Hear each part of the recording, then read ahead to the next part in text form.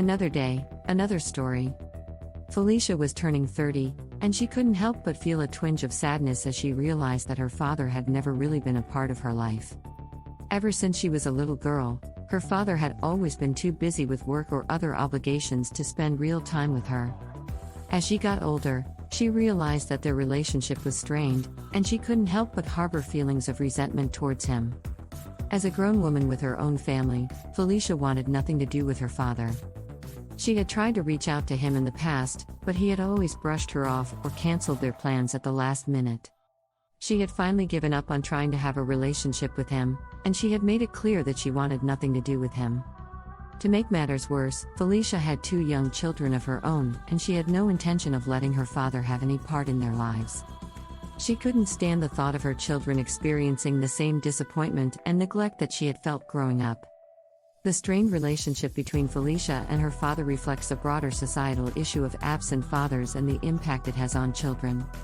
The absence of a father figure during childhood can have far-reaching consequences, affecting emotional and psychological development, as well as shaping attitudes towards family and relationships in adulthood.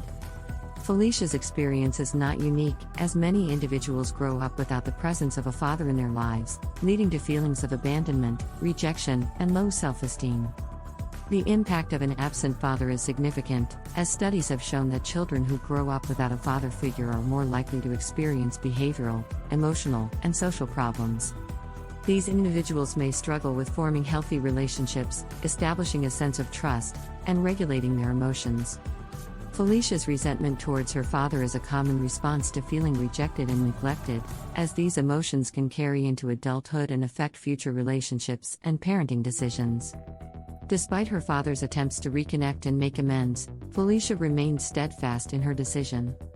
She refused to allow him to see his grandchildren, and she made it clear that she would do whatever it took to keep them away from him. It was a difficult decision for Felicia to make, but she knew that it was the right one for her and her family. She couldn't bring herself to trust her father and risk subjecting her children to the same pain and disappointment that she had experienced. And so, she stood her ground, determined to protect her family from the pain that she had endured for so long. Understandably, Felicia would harbor negative feelings towards her father and be hesitant to allow him into her children's lives, given her own experiences. However, it's also important to consider the potential impact of this decision on her children and their relationship with their grandfather.